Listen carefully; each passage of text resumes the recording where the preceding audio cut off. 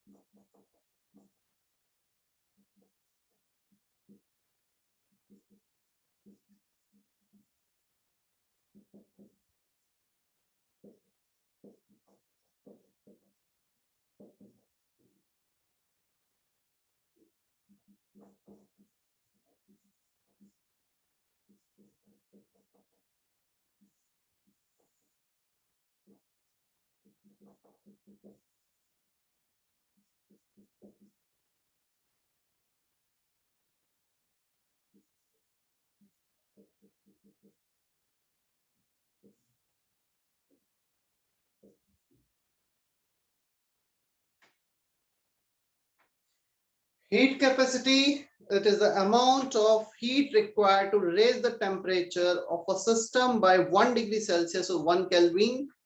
Change in temperature by degree Celsius and Kelvin both are same. So 1 degree से raise करो या 1 Kelvin से raise करो एक ही बात है. Let's say we are supplying 100 joule of energy. Temperature change हुआ है 4 degree Celsius से. So 100 joule required to raise the 4 degree Celsius. 100 by 4. So 25 joule required to raise the temperature by 1. Total heat given, total change in temperature, heat required to change the temperature per degree Celsius.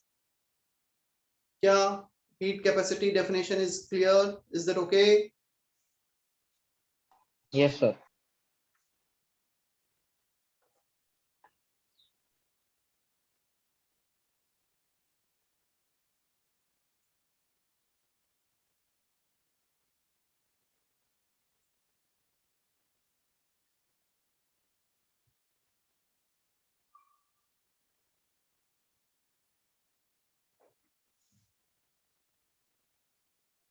Specific heat capacity, पूरा definition as it is the amount of heat required to raise the temperature of a system by 1 degree Celsius per unit mass of the system. ये पूरे system का 1 degree Celsius से raise करना है. इसमें 1 ग्राम 1 kilogram whatever unit we are taking, we need to raise the temperature for that mass per unit mass. So heat capacity यहाँ तक as it is definition per unit mass of the system. So Q by delta T upon mass of the system. Unit joule per gram per Kelvin, joule per kg per Kelvin. इस type से कुछ होगा।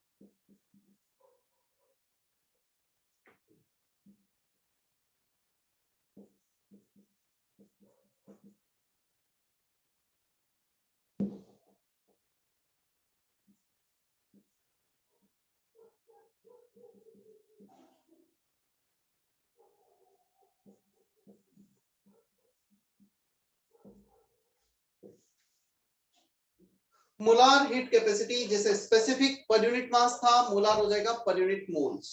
It is a heat capacity per unit moles of the system.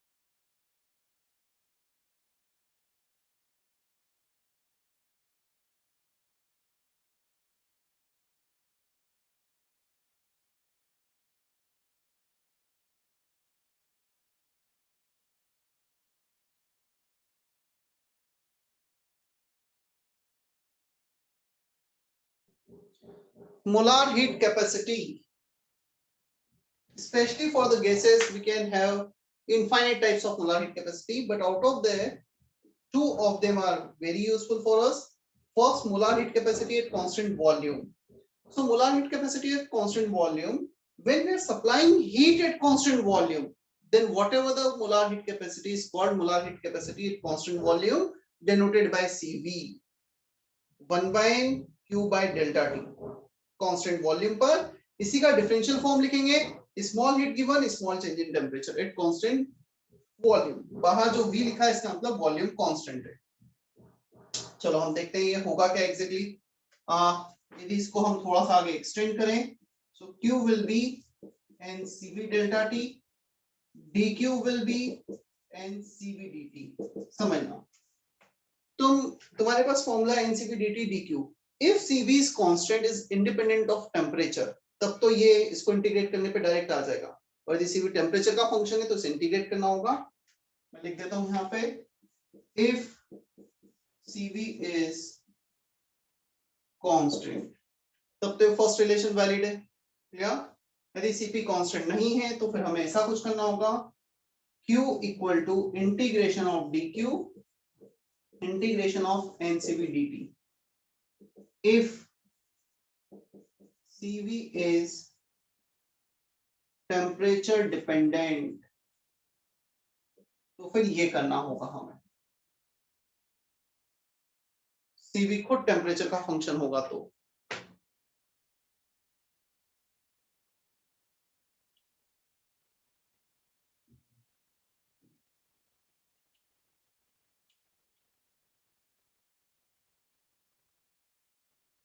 If cv is temperature dependent, then we need to integrate cv with respect to t।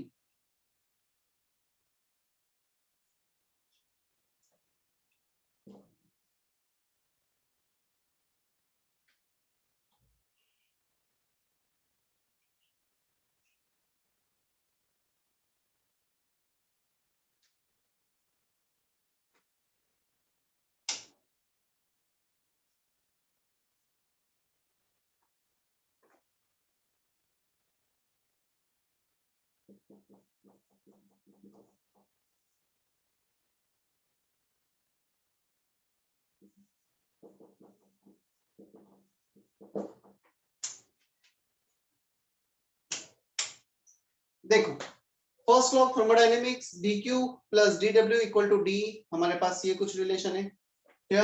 अब इस relation में at constant volume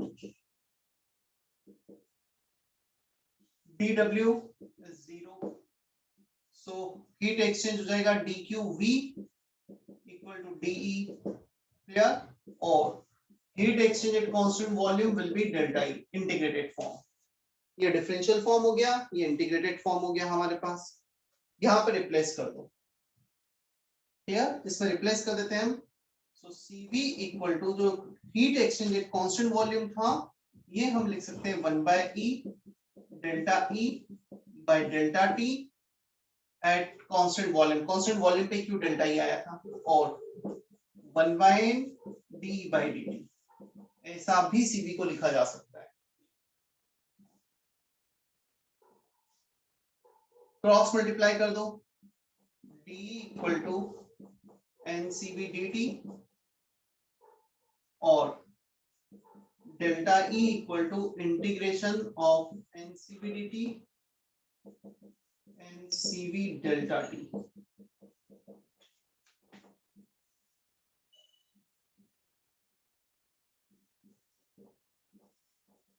इस relation में सिर्फ एक assumption ये लिया गया है, cv is independent of temperature, जो काफी लिमिट तक वैलिड भी होता है। हायर लेवल पे जाता है तो cv को टेम्परेचर का फंक्शन लेकर फिर इंटीग्रेट करना होता है। सो हमारा q, बेसिकली q को हमने डेल्टा e से रिप्लेस किया था, सो q आया था ncv डेल्टा t, तो डेल्टा e आ गया ncv delta t। Heat exchange at constant volume qv dqv।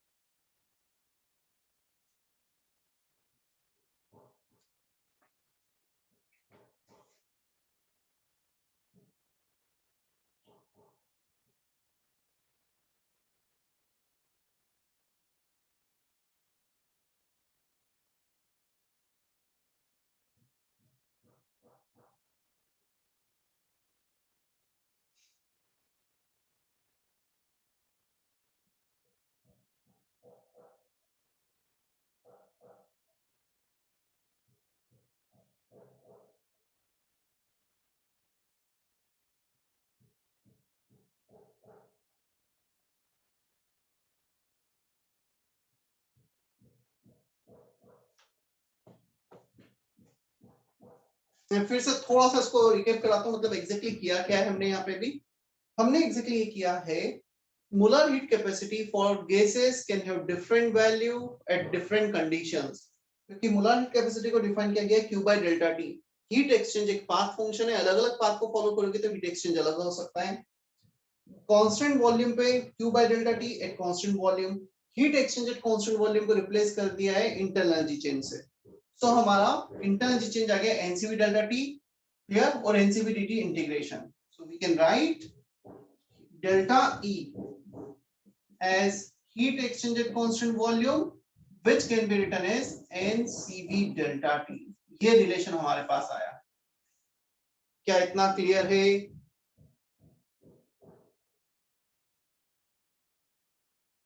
Tanmay, is it okay? Tanisha, समीक्षा? Yes, Yes, sir. sir.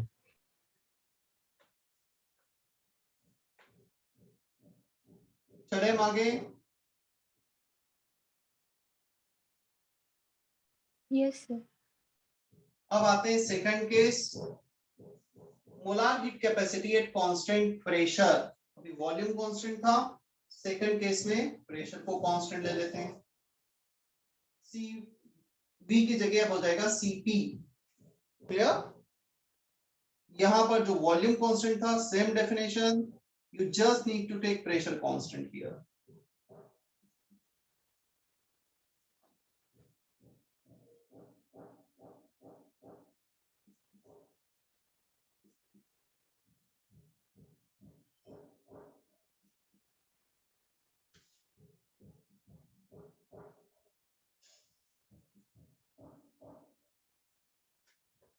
सिर्फ सीवी की जगह सीपी आ गया है।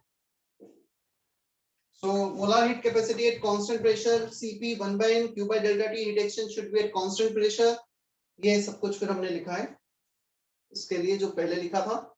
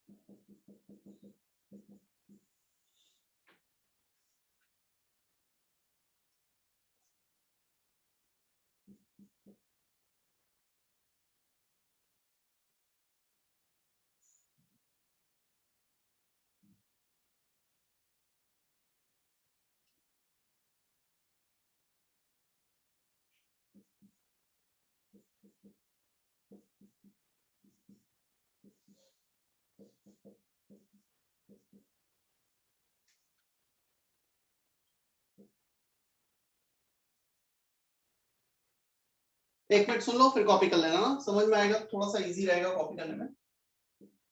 देखो यहां तक ऑलरेडी मैं एक्सप्लेन कर चुका था कि जैसे सीपी आया था वैसे सीबी आया था वैसे सीपी आया है।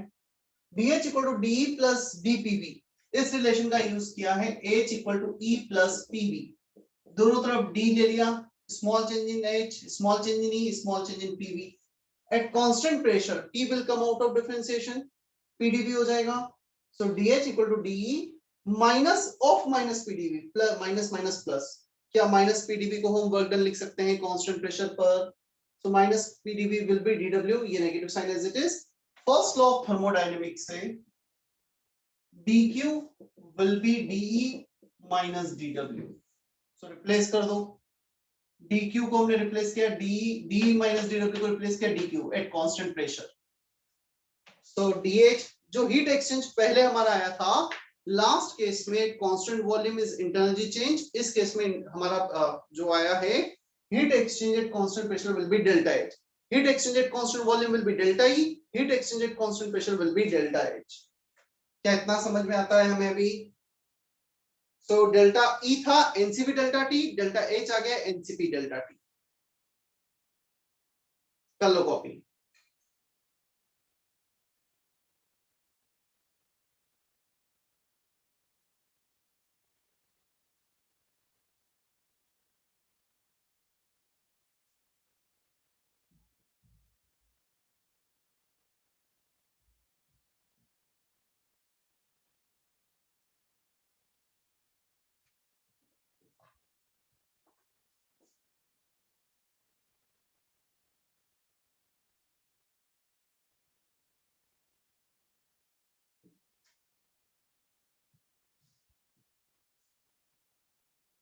ये जो रिलेशंस है ना, वैसे तो first law of thermodynamics is valid for both ideal and real cases, but yes thermodynamics में हमारे सिलेबस में मैक्सिमम चीजें आइडियल केसेस के लिए, रियल केस उस चैप्टर के अलावा बहुत रेयर कहीं पे यूज आएगा, सिर्फ रियल केसेस में ही यूज आता है वो।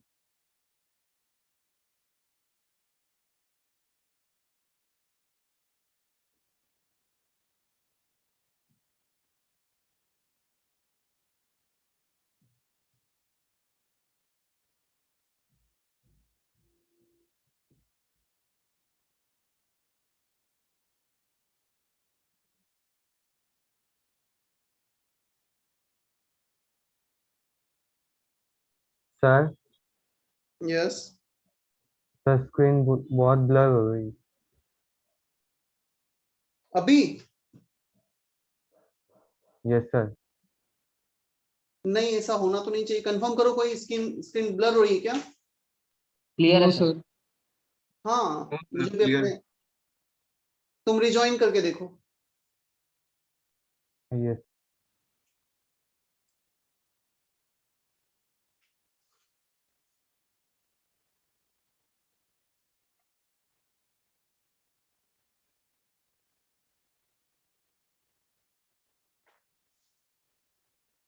मैं सामने मूव करता हूँ जब डेफिनेटली वो थोड़ा सा ऑटो फ्लैश होता होगा ऑटो फोकस के कारण।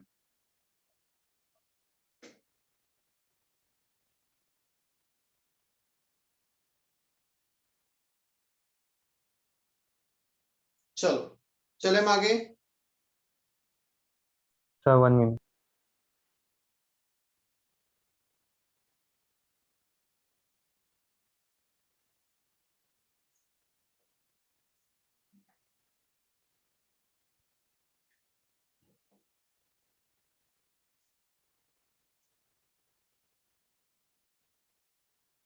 Heat exchange is equal to delta E only at constant volume.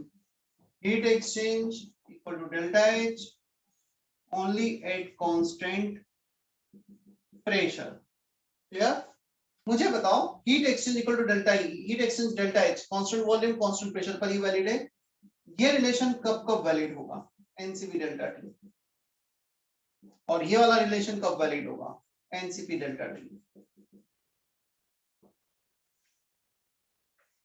First and second relation is valid when, क्या ये कांस्टेंट वॉल्यूम पे वैलिड है या और किसी भी कंडीशन पे वैलिड हो सकता है?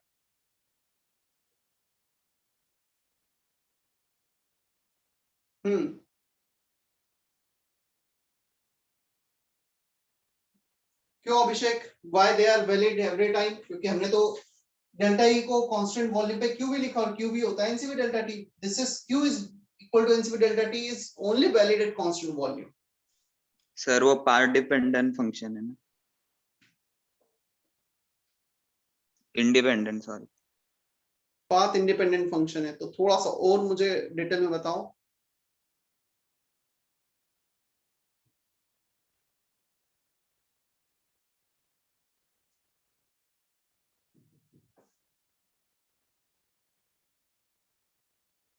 देखो इसको मैं ऐसे एक्सप्लेन करता हूं, पहले तो बत लिख लो, valid for all condition.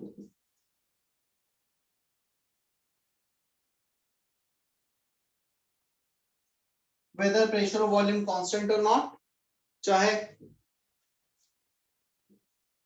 even when P and V are changing, वो कांस्टेंट नहीं भी होंगे तब भी ये वैलिड है। अब इसका एक्सप्लेनेशन कुछ ऐसे दिया जाता है, समझना। एक पॉइंट है ए, ये पॉइंट है बी, हम एक पर्टिकुलर पाथ पे गए जहां पे वॉल्यूम कांस्टेंट था, क्लियर। इस पर्टिकुलर पाथ पे वॉल्यूम कांस्टेंट था, हमने हीट एक्सचेंज निकाला, क्लियर। इस हीट एक्सचेंज को जो भी निकाला वो आया एनसीवी डेल्टा टी और वो आ रहा है डेल्टा ई। अब जब मैं पाथ चेंज कर दूंगा, यहां पर ये दूसरा पाथ है, clear. At this in this path the volume is not constant, so यहाँ पे जो हीट एक्सचेंज होगा और यहाँ पे जो हीट एक्सचेंज होगा वो डिफरेंट होगा, और यहाँ पे हीट एक्सचेंज को we cannot write NCV delta T, but still we can write delta E equal to NCV delta T here also. If we are keeping same initial and final position, हम initial final position को change नहीं कर रहे हैं, if we are keeping same initial and final position, then change of all the state function will remain same. ये just एक way था delta E और delta H को calculate करने का। हमने constant volume constant pressure path ले लिया, क्लियर, मतलब दो ऐसे अलग अलग पाथ ले लिए, उस पे हीट एक्सचेंज को निकाला और उस पर्टिकुलर केस में हीट एक्सचेंज डेल्टा ई के इक्वल हो रहा है। ऐसा एक कांस्टेंट प्रेशर पाथ लोगे, जहां पे कांस्टेंट प्रेशर है तो तुम डेल्टा एच निकाल लोगे और फिर ये सजेस्ट कर दोगे जो डेल्टा एच इस पाथ के थ्रू आया है वो हर पाथ के थ्रू आएगा, if you are keeping same initial and final position, if you are keeping same change in temperature. आया समझ में?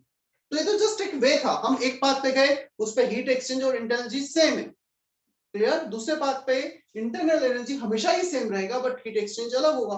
तो सिर्फ इस पाथ पे हीट एक्सचेंज और ये सेम है, यहाँ पे दोनों सेम नहीं है, यहाँ पे Q और डेल्टा एच सेम है, दूसरे पाथ पे वो सेम नहीं है, बट डेल्टा एच तो हमेशा NCP delta T nCp delta T रहेगा, चाहे वॉल्यूम कांस्टेंट हो या ना हो, चाहे प्रेशर कांस्टेंट हो या ना हो। आया इतना समझ में?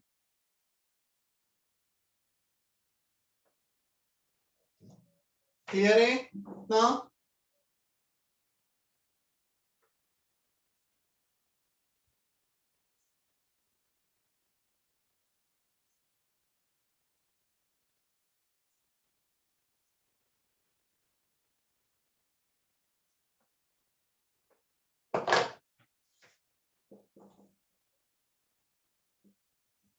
Molar heat capacity,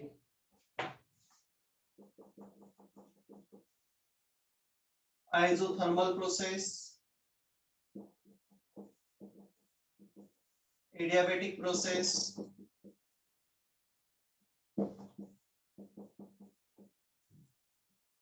isochoric process. चलो इन सारे प्रोसेस के लिए मुझे मोलार हीट कैपेसिटी बताओ कितना होगा?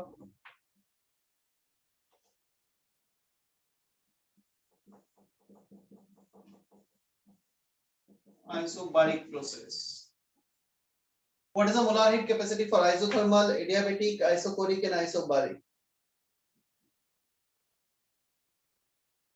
इन दोनों के लिए मैं बताता हूँ। आइसोकोरिक मतलब वॉल्यूम कांस्टेंट, तो ये तो Cv हो गया इसका आंसर, क्लियर। इसका आंसर हो गया Cp, और वो दोनों हमने काफी डिटेल में डिराइव किए हैं, चेक किया है क्या है। आइसोथर्मल और एडियाबेटिक प्रोसेस के लिए C क्या होगा molar heat capacity?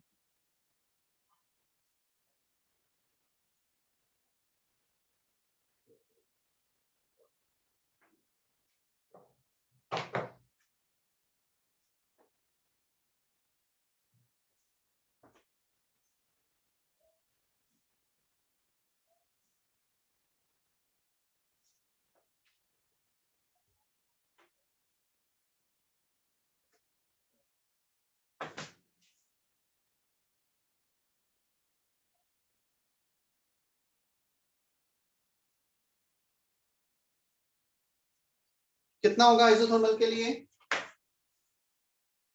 You can type in chat box, you can unmute yourself.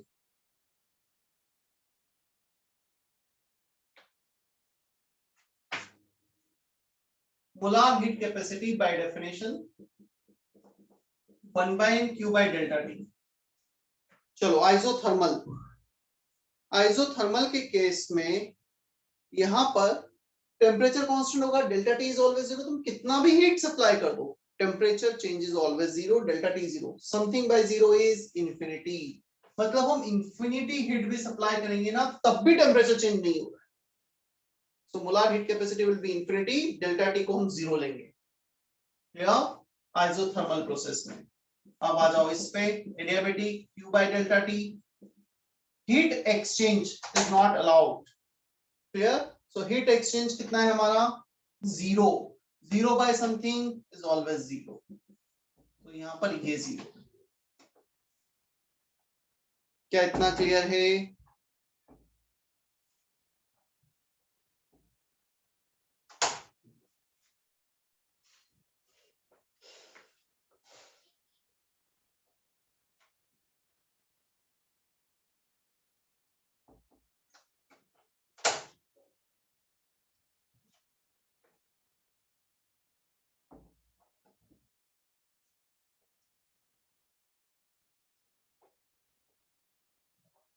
अच्छा, जैसे कुछ फोर प्रोसेस हैं, ऐसे इनफाइनाइट पॉसिबल अलग अलग प्रोसेस हो सकते हैं। चलो एक क्वेश्चन देता हूं, आईआईटी का ही क्वेश्चन है।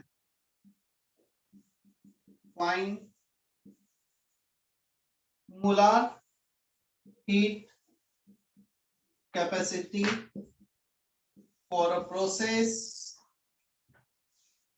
in which P by V is 1। एक प्रोसेस है जिसमें P by V को 1 दे रखा है। क्लियर? उसका मोलार हीट कैपेसिटी बताना है। नथिंग इज गिवन, सो हम आइडियल गैस अज्यूम कर सकते हैं ना, कुछ भी नहीं किया है, और आइडियल गैस।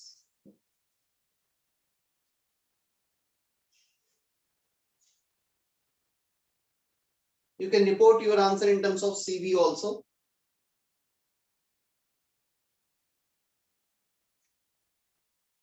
ये आईआईटी का ही क्वेश्चन है।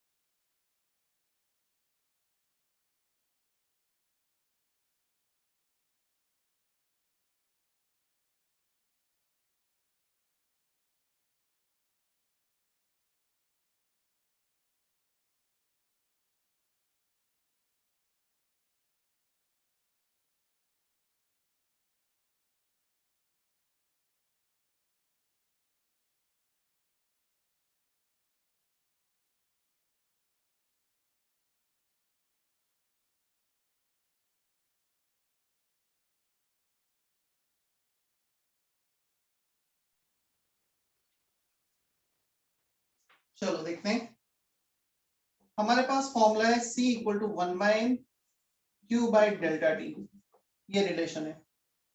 1/n Q को रिप्लेस कर दो फर्स्ट लॉ ऑफ थर्मोडायनेमिक्स से, इतना आ गया हमारे पास। डेल्टा E को रिप्लेस करो 1/n as it is n CV डेल्टा T से, minus work done delta T denominator में एज इट इज। अभी मुझे वर्क कैलकुलेट करना है और उसको यहां पे रखना है। पहले मुझे बताओ, ये जो P बाई V दे रखा है तुम्हें 1, दिस इज रिवर्सिबल प्रोसेस और इरिवर्सिबल प्रोसेस? कैसा प्रोसेस होगा, या can't say nothing is given about this in the question, क्या लगता है क्या होगा? Anyone, this will be reversible process और इरिवर्सिबल प्रोसेस, और कांट से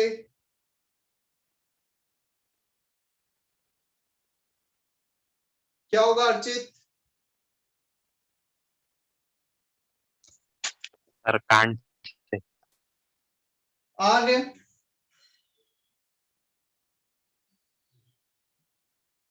वाई रिवर्सिबल आर्य?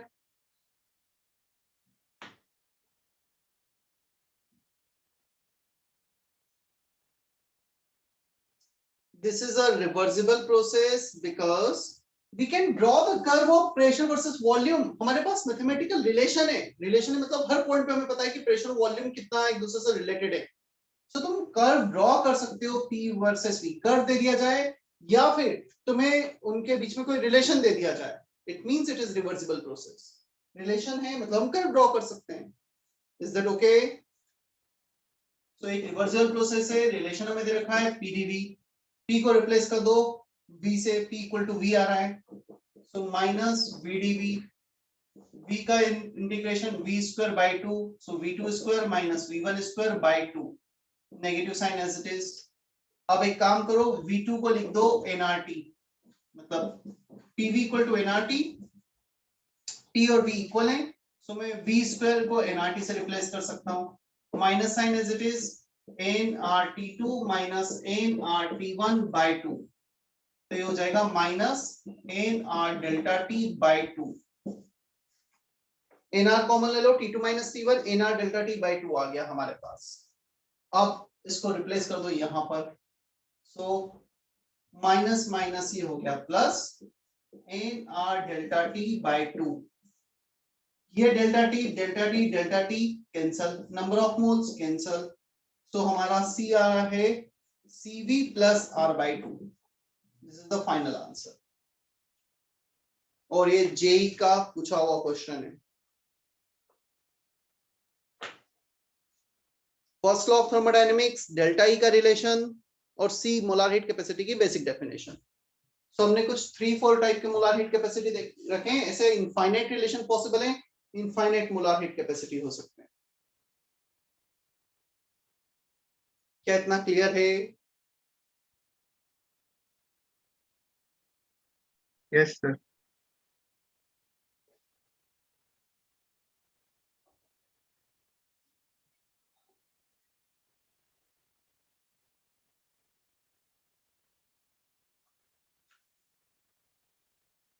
ओके, देखो अब क्वेश्चन आता है, ये जो सीपी सीवी होते हैं, यदि हमारे पास सीपी सीवी आ जाए तो बहुत अच्छी बात है कि हम डेल्टा ई डायरेक्ट निकाल पाएंगे, क्योंकि हमारे पास डेल्टा टी आ गया, सीपी सीवी के वैल्यू हमें पता है, we can easily find out delta H, delta E, nCp delta T, nCp delta T उस फॉर्मूले से। सो ऐसा सीवी निकालने के लिए, इंटरनल चेंज कैलकुलेट करने के लिए हमारे पास कुछ रिलेशन है, समझते हैं हम उसे। We have a concept that is degree of freedom. ऐसा बोला गया है, लेट से हमारे पास एक मॉलिक्यूल है, ये मॉलिक्यूल हर डायरेक्शन में, मतलब ये एक्स में मूव कर सकता है, इसका कुछ एनर्जी एक्स में हो सकता है, वाई में हो सकता है, जेड में हो सकता है, ये रोटेट कर सकता है तो एक एनर्जी इसके रोटेशन के करस्पॉन्डिंग होगा, ये वाइब्रेट कर सकता है तो एक एनर्जी इसके वाइब्रेशन के करस्पॉन्डिंग होगा। सो डिग्री ऑफ फ्रीडम, कितने डायरेक्शंस में फ्रीली वो मॉलिक्यूल मूव कर सकता है, that is called degree of freedom, उसे कहा गया डिग्री ऑफ फ्रीडम। सो जितने भी डिग्री ऑफ फ्रीडम होंगे, according to one of the law called law of equipartition of energy in all the directions, in which any molecule can have its degree of freedom can have equal amount of energy, और हर direction में जो energy होता है वो होता है r/2। सो ये law कहां से आया, कैसे डिराइव हुआ, उसके बजाय भी हम लॉ क्या बोल रहा है उस पर फोकस करते हैं।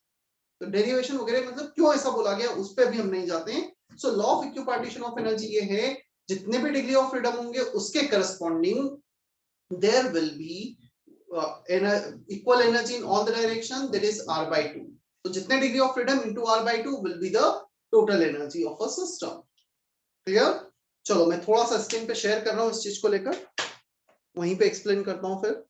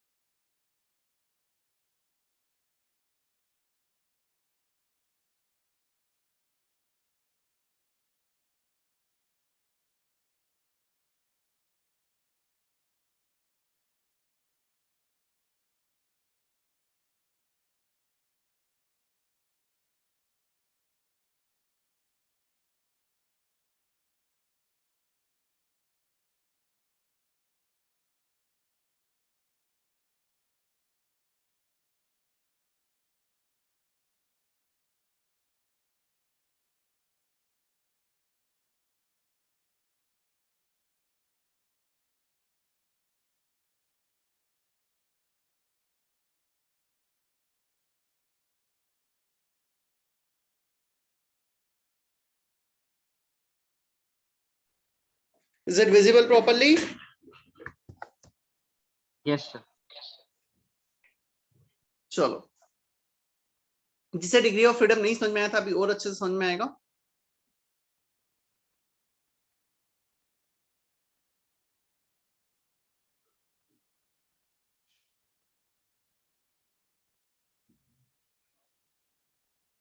The total number of modes on which a molecule of an ideal gas can exchange energy during collision is known as its degree of freedom। So कितने मोड में वो अपने एनर्जी को एक्सचेंज कर सकता है, एनर्जी प्रोसेस कर सकता है, एनर्जी को रख सकता है। Clear? That is called degree of freedom. Translational degree of freedom, that is 3 for all type of molecule. समझना इसका क्या मतलब हुआ, एक मॉलिक्यूल ट्रांसलेट हो सकता है एक्स डायरेक्शन में, वाई डायरेक्शन में, जेड डायरेक्शन में। So 3 degree of freedom is always there for all kind of molecule along X, along Y, along Z. Translational motion. Clear? अब आते हैं हम रोटेशनल मोशन की बात करते हैं। Rotational degree of freedom will not be there for monatomic gas, it will be 2 for diatomic, it will be 3 for non linear polyatomic gases. Clear? ये explain मैं करूंगा, अभी बोर्ड पे मुझे बताना पड़ेगा रोटेशनल डिग्री ऑफ फ्रीडम 0, 2, 3 कैसे आया है। Clear? If F is the initial degree of freedom of the gas, then F equal to 3 for monoatomic। Clear? क्योंकि इसमें ट्रांसलेशन रोटेशनल 0 है। F equal to 5 for diatomic और लीनियर पॉलीएटोमिक, तो इसमें 3 तो आ गए हमारे पास ट्रांसलेशनल, 2 आ गए रोटेशनल, टोटल 5 हो गए। For non linear polyatomic 3 rotational और 3 ट्रांसलेशनल, टोटल 6 हो गए। क्या ये इतना समझ में आता है मैथमेटिक्स, कैसे हमें ये 3, 5, 6 दे रखे?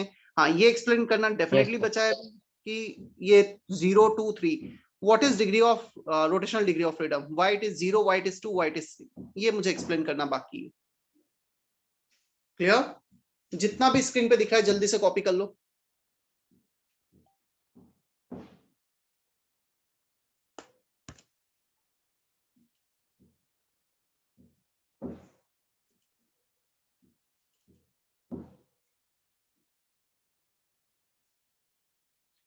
ये 2 टाइप डिग्री ऑफ फ्रीडम लिखा है नॉर्मल केस में। एक होता है हमारे पास degree of freedom vibrational one, जो very it comes into picture at very high temperature, वो भी लिखाऊंगा मैं भी।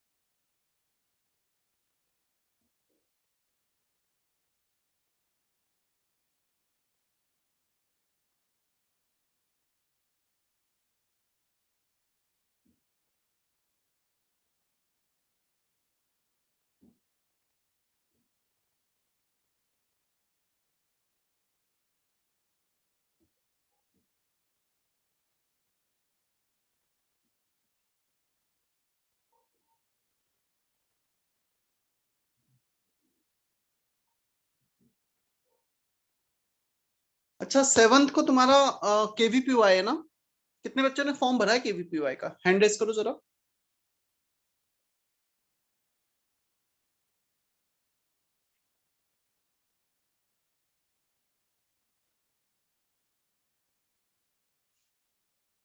ठीक है, तो पता है केवीपीवाई के ऑनलाइन rezo.in पर टेस्ट पेपर मतलब प्रैक्टिस पेपर अपलोड किए गए। If you want to give, definitely syllabus बहुत ज्यादा है केवीपीवाई का, जो अब तक होता नहीं है, इसलिए उसको बहुत ज्यादा प्रेशराइज नहीं किया जाता 11th में स्पेशली, बट प्रैक्टिस के लिए देना चाहो तो दे सकते हो।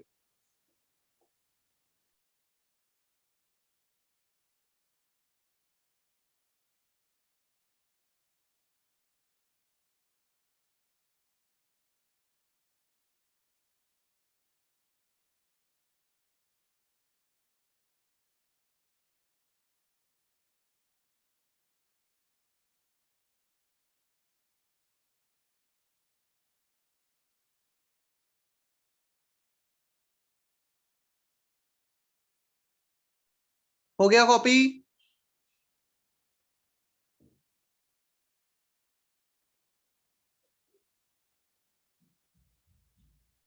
2 मिनट सर।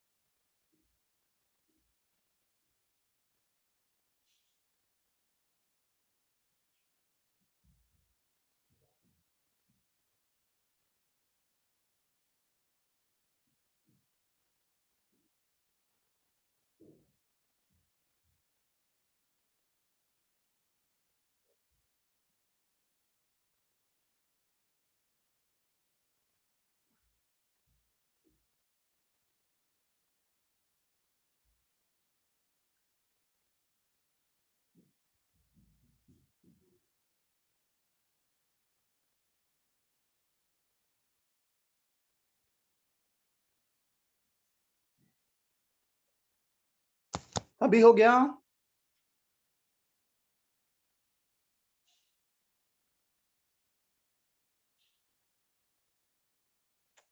हाँ पवन, कुछ बोलना है?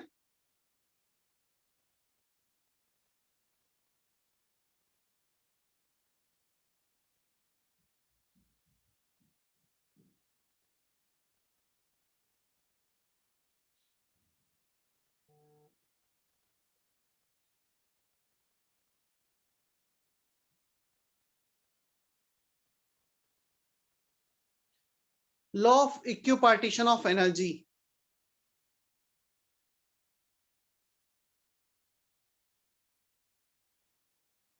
इसमें हमारे काम का भी इतना पोर्शन है। Law of equipartition of energy, energy equal to 1/2 kT, k is Boltzmann constant, is associated with each degree of freedom per ideal gas molecule where k is Boltzmann constant. So जितने भी degree of freedom होंगे, कुछ 1/2 kT, वहां पर हर degree of freedom के corresponding energy हो जाएगा। Clear? ये है पर मॉलिक्यूल, और पर मोल के लिए F/2 RT हो जाएगा। तो पर मॉलिक्यूल के पर मोल इंटू एवोगैड्रोस नंबर कर दोगे, R हो जाएगा K की जगह। कॉपी कर लो इतना।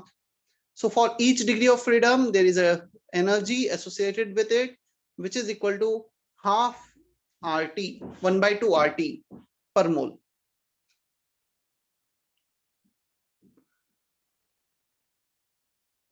चेक करो ये बॉक्स, कॉपी करना है, कुछ नहीं समझ में आया इसमें तो पूछ लो। हाँ, ये कैसे आया? This is as of now is information, ये वाला पार्ट ये हमें ध्यान रखना है। हर डिग्री ऑफ फ्रीडम के corresponding per mole 1/2 RT energy होता है, तो total degree of freedom into 1/2 RT।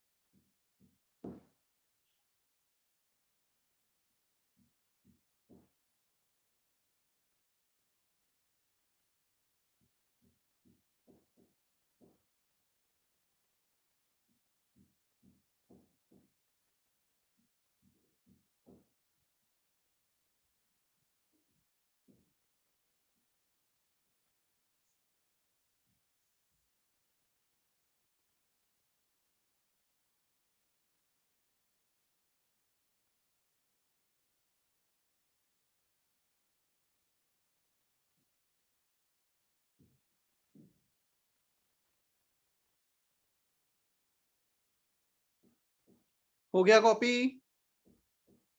Yes, sir.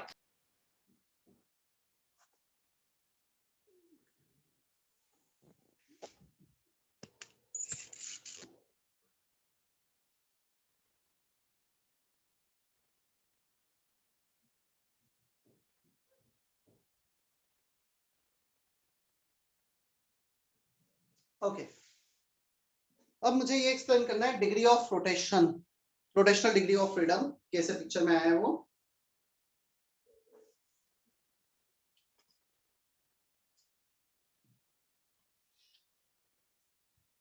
Rotational degree of freedom समझना, यदि मोनोएटॉमिक है, मोनोएटॉमिक है मतलब मेरे पास सिर्फ एक सिंगल एटम है, फिर अब ये रोटेट करेगा भी अपनी जगह पे, so it will not create any amount of energy. समझना, if we have this sphere, spherical molecule rotate करेगा, हम कुछ उसमें सिग्निफाई नहीं कर पाएंगे, कुछ एनर्जी को बहुत ज्यादा ऐसा ऑब्जर्व नहीं कर पाएंगे।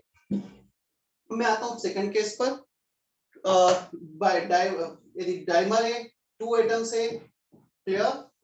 So in such a case when we have 2 atoms in a molecule, अब देखना इसका एक एक्सिस होगा ये वाला जिसके अराउंड ये रोटेट कर सकता है in this manner. Again you can not feel much amount of energy in this manner, but second case अभी इस एक्सिस के अराउंड रोटेट कर सकता है ये एक्सिस, क्लियर, ये रोटेशन हो गया। Now you can feel much energy, so this rotation can create much energy, काफी ज्यादा मूवमेंट पॉसिबल है, एक रोटेशनल डिग्री ऑफ फ्रीडम हो गया। सेकंड, इस एक्सिस के around, clear, X Y Z, जिस एक्सिस के अराउंड वो खुद प्रेजेंट है वहां रोटेट नहीं करेगा।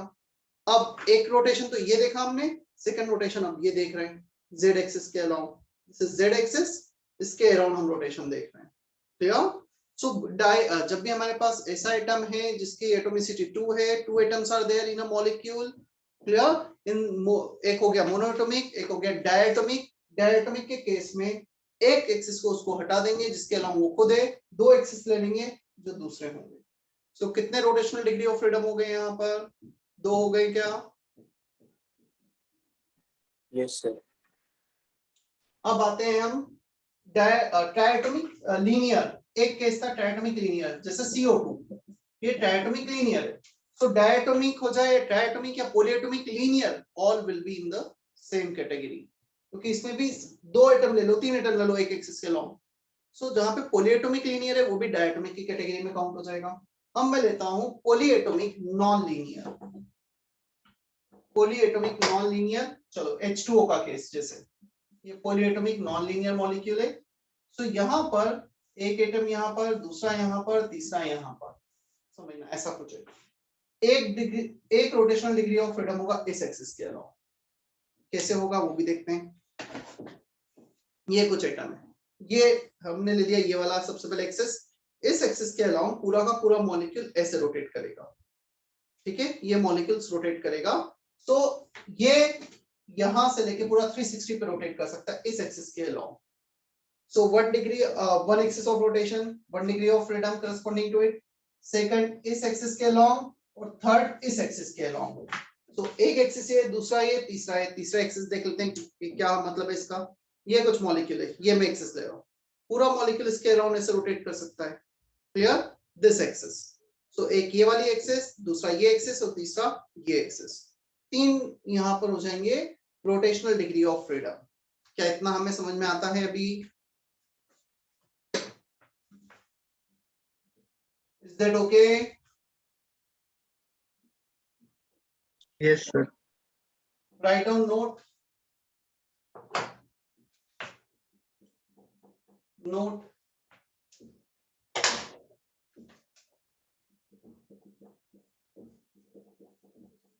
vibrational degree of freedom is also considered at very high temperature। Temperature को बहुत बढ़ा दोगे तो वाइब्रेशनल डिग्री ऑफ फ्रीडम भी पिक्चर में आ जाएगा।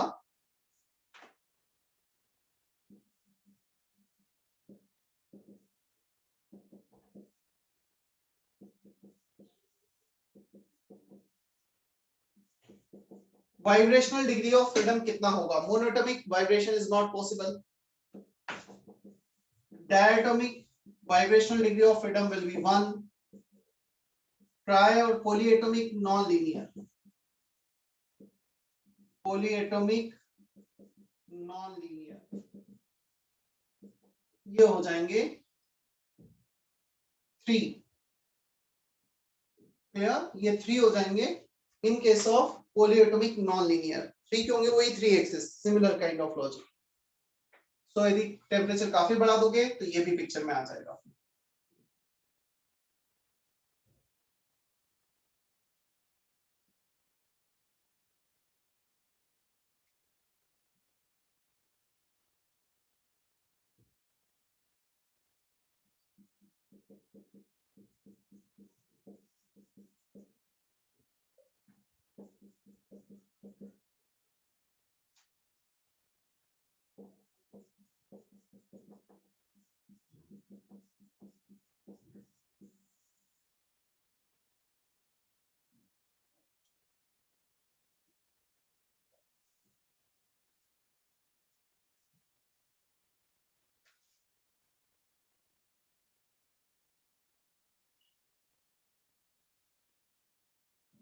डेल्टा ई डिराइव किया है हमने इन f/2 nr delta t which is also equal to ncp delta t. तो cb आ गया f/2 r. पता है जब हम टेम्परेचर बहुत बढ़ा देते हैं तो f ऐसा कुछ फिक्स नहीं कि 1 होगा 3 होगा, बीच में भी आ सकता है, टेम्परेचर का फंक्शन भी हो सकता है यदि नॉन हम एकदम आइडियल कंडीशन से अज्यूम ना करें तो उस केस में f टेम्परेचर का फंक्शन होगा, cb टेम्परेचर का फंक्शन पॉसिबल. हमारे सिलेबस में बहुत कम है वैसे questions.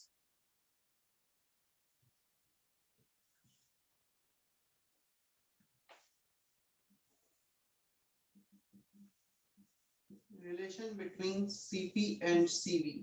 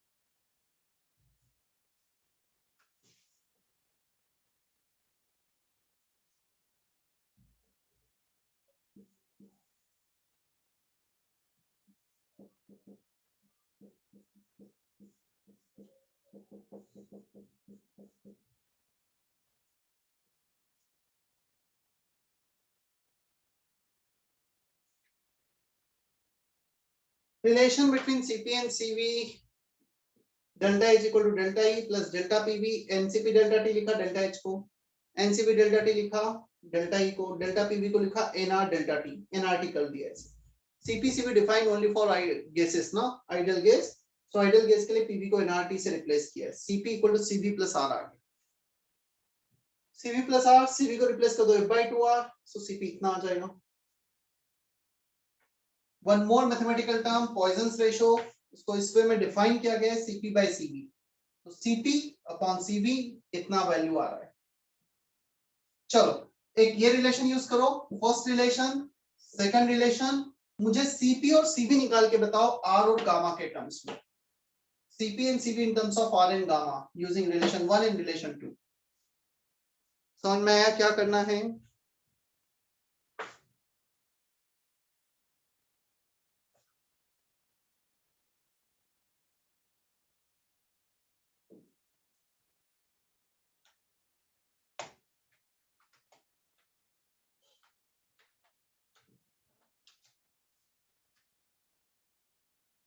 Determine Cp and Cv as a function of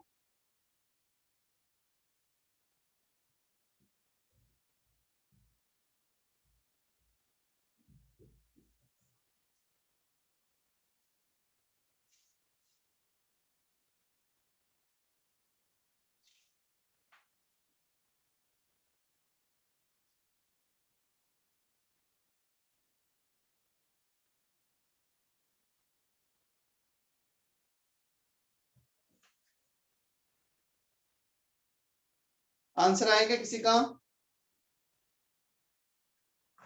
Cp को रिप्लेस कर दो गामा इंटू Cv हियर, तो Cv आ जाएगा। क्या Cv इतना आ रहा है क्या सॉल्व करने पर?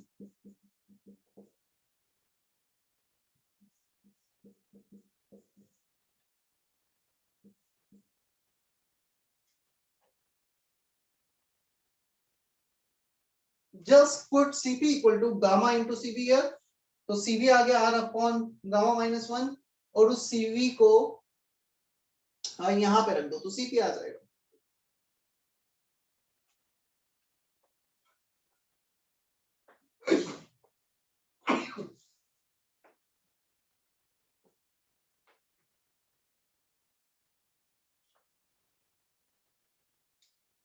ठीक है, इतना कॉपी करो, होमवर्क में आज ऐड नहीं करो। मेरा नेक्स्ट लेक्चर कब है? कल है क्या?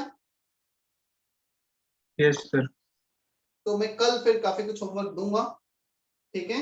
कुछ क्वेश्चंस प्रैक्टिस करने के बाद थ्योरी पार्ट पे ही थोड़ा फोकस था हमारा। लेक्चर नोट्स अच्छे से पढ़ लेना, काफी कुछ कंटेंट, यूजफुल कंटेंट, थ्योरी वाला पार्ट हमने किया है आज, राइट? और कल मुझे इतना याद दिलाना, टेबल बनाना है हमें, सीपी और सीबी के वैल्यूज लिखने हैं for monatomic, diatomic, triatomic. We need to make a table for values of CP CV, ठीक है? यहां से स्टार्ट करेंगे कल हम।